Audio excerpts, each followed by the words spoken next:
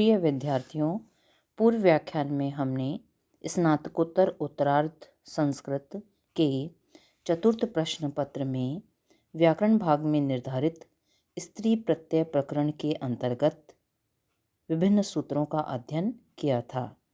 आज उसी क्रम में आगे बढ़ते हुए हम अगले सूत्र इतो मनुष्य जाते से अपना अध्ययन प्रारंभ करते हैं। देखिए, इतो मनुष्य जाते हैं यानी मनुष्य जाते हैं में भी आपका पंचमी का एक वचन है और इतः में भी पंचमी का एक वचन है। देखिए, मनुष्य जाति वाचक इकारांत इतः यानी इकारांत प्रातिपदिक से परे स्त्रीलिंग की विवक्षा में गीश प्रत्यय होता है। मनुष्य जाते हैं इतः मनुष्य जाति वाचक इकारांत प्रातिपदिक से परे स्त्रीलिंग की विवक्षा में गीश प्रत्यय होता है। उदाहरण देखिए, दाक्षी। अब बनाइए इसको, दाक्षी प्लस गीश प्रत्यय। सामने सूत्र दिया आपने, इतो मनुष्य जाते हैं सूत्र से मनुष्य जाति वाचक इकारांत प्रातिपदिक दाक्षी से परे स्त्रीलिंग की विवक्षा में गीश प्रत्यय प्राप्त हुआ।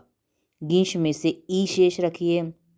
सामने अनुबंध लोप या फिर लशक व तद्धिते सूत्र से प्रत्यय के आदि में स्थित गकार की संज्ञा, हलंत्यम सूत्र से अंतिम शकार की संज्ञा और तस्य लोप से दोनों का ही लोप हो गया, तो ई बचा आपका।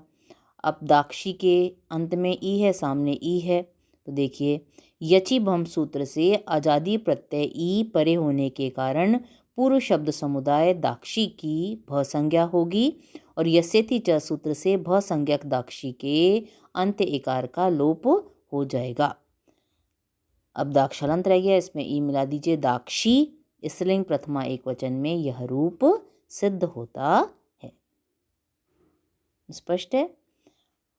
अब अगले सूत्र पर आइए, ऊंग उतः। अयोपद जिसकी उपधा में यकार ना हो, है ना, यकार भिन्न उपधा वाले और मनुष्य जाति वाचक उतः यानी उकारांत प्रातिपदिक से परे स्त्रीलिंग की विवक्षा में ऊंग प्रत्यय होता है। अयोपद और मनुष्य जाति वाचक उकारांत प्रातिपदिक से परे स्त्रीलिंग की विवक्षा में ऊंग प्रत्यय होता है। ये इंपॉर्टेंट है आपका। उदाहरण देखिए, कुरुहु, तो कुरु प्लस ऊंग प्रत्यय सामने दीजिए। ऊंग उतः सूत्र से अयोपद और मनुष्य जाति वाचक उकारांत प्रातिपदिक कुरु से परे स्त्रीलिंग की विवक्षा में ऊंग प्रत्यय प्राप्त हुआ। स्पष्ट है। वापस देखिए, ऊंग उतः सूत्र से यकार भिन्न उपधा वाले मनुष्य जाति वाचक उकारांत प्रातिपदिक कुरु से परे स्त्रीलिंग की विवक्षा में ऊंग प्रत्यय प्राप्त हुआ। ऊंग में से ऊ शेष रखिए। हलंत्यम सूत्र से अंतिम गकार की संज्ञा और तस्य लोप से आपने उसका लोप कर दिया, या अनुबंध लोप भी आप लिख सकते हैं। कुरु के अंत में ऊ है, सामने भी ऊ है, दोनों को मिला के सवर्ण दीर्घ कर दीजिए, कुरु, और सामने दीजिए आप अकह सवर्णे दीर्घ सूत्र से उकार से परे सवर्ण उकार होने के कारण पूर्व पर अर्थात उ प्लस उ के स्थान पर सवर्ण दीर्घ एकादेश उ या उकार होगा। अगली पंक्ति में विसर्ग और लगा दीजिए, कुरुहु, और उसके सामने दीजिए स्त्रीलिंग प्रथमा एक वचन में यह रूप सिद्ध होता है। स्पष्ट है। अब अगला सूत्र है आपका पंगोश्च। ये कई बार आता है परीक्षा में। पंगोह च, पंगु शब्द से परे भी स्त्रीलिंग की विवक्षा में ऊंग प्रत्यय होता है। च यानी अभी जो आपने प्रत्यय किया था पहले वही लाइए आप। तो पंगोह यानी पंगु षष्ठी का, पंचमी षष्ठी का एक वचन, और च है ही आपका। तो पंगु शब्द से परे भी स्त्रीलिंग की विवक्षा में ऊंग प्रत्यय होता है। उदाहरण बनाइए आप, पंगुहु। अब देखिए, पंगु प्लस ऊंग प्रत्यय, सामने सूत्र दे दीजिए आप।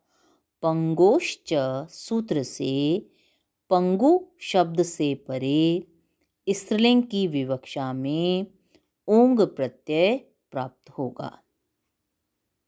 ऊंग में से ऊ शेष रखिए तो पंगु प्लस ऊ, ग का लोप किया आपने अनुबंध लोप, या फिर हलंत्यम सूत्र से अंतिम गकार की इत संज्ञा होगी और तस्य लोपः सूत्र से उसका लोप हो जाएगा। स्पष्ट है। अब पंगु के अंत में छोटा ऊ है, सामने बड़ा ऊ है, तो अकह सवर्ण दीर्घ से सवर्ण दीर्घ कर दीजिए। तो अ ऊ और ऊ मिलकर बड़ा ऊ हो गया, तो बन गया आपका पंगु। सामने दीजिए अकह सवर्णे दीर्घ सूत्र से उकार से परे सवर्ण उकार होने के कारण पूर्व पर अर्थात उ प्लस उ के स्थान पर सवर्ण दीर्घ एकादेश उकार होगा। तो बन गया आपका पंगु। अगली पंक्ति में विसर्ग लगा दीजिए पंगु और उसके सामने दे दीजिए स्त्रीलिंग प्रथमा एक वचन में यह पद सिद्ध होता है।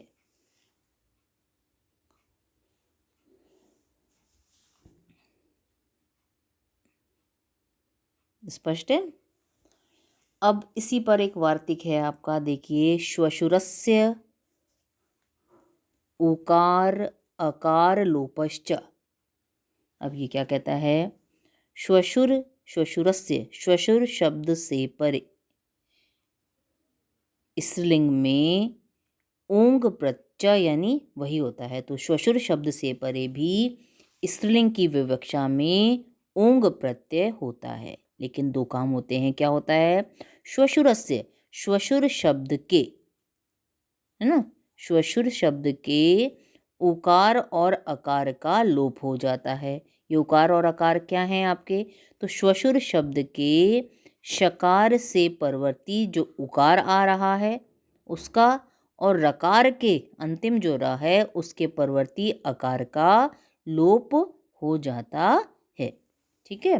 ये क्या कहता है, श्वशुरस्य उकार अकार लोपः, श्वशुर शब्द के उकार और अकार का लोप हो जाता है। च और वही प्रत्यय होता है, तो ऊंग प्रत्यय ले रहे हैं हम। तो पूरा अर्थ क्या निकला आपका कि श्वशुर शब्द से परे भी स्त्रीलिंग की विवक्षा में ऊंग प्रत्यय होता है तथा श्वशुर शब्द के शकार से परवर्ती उकार का और रकार से परवर्ती अकार का भी लोप हो जाता है। उदाहरण बनाइए अब आप इसका। उदाहरण है आपका श्वश्रु, ये इंपॉर्टेंट है ये भी आपका।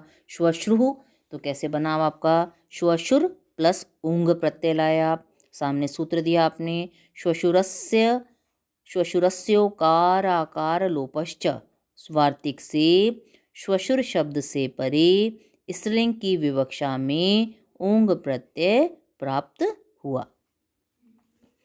ऊंग में से ऊ शेष रखिए, या पहले आप ये काम कर दीजिए जो किया आपने।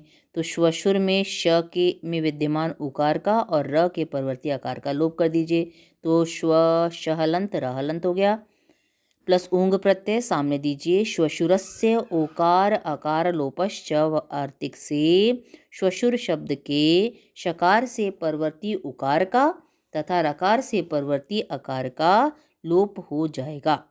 तो दोनों को मिलाइए आप, तो श्व श में र मिल गया, हलंती है तो श्वश्र हो गया, प्लस ऊंग प्रत्यय में से ऊ शेष रखिए, सामने अनुबंध लोप लिखिए, या फिर हलंत्यम सूत्र से अंतिम गकार की इत संज्ञा होगी और तस्य लोपः सूत्र से उसका लोप हो जाएगा। अब मिला दीजिए इसको, श्वश्र हलंत था, ऊ मिला दिया श्वश्रु बन गया। अगली पंक्ति में विसर्ग और लगा दीजिए और उसके सामने लिख दीजिए स्त्रीलिंग प्रथमा एक वचन में यह पद सिद्ध होता है। ठीक है, तो स्पष्ट रखना आप, ये श्वशुरस्योकार आकार लोपश्च वार्तिक तीन काम करता है। एक तो श्वशुर शब्द से परे स्त्रीलिंग की विवक्षा में ऊंग प्रत्यय लाता है, दूसरा श्वशुर शब्द में तो शु में जो ऊ है और र के बाद जो अ है इन दोनों का भी लोप कर देता है। तो तीन कार्य हो गया आपके, ऊंग प्रत्यय, उकार का लोप और आकार का लोप इसने किया है। क्लियर है? इसे आप ध्यान से पढ़िएगा और जो होम असाइनमेंट दिया जा रहा है उसको करिएगा। अगर कोई परेशानी हो तो पूछ सकते हैं आप।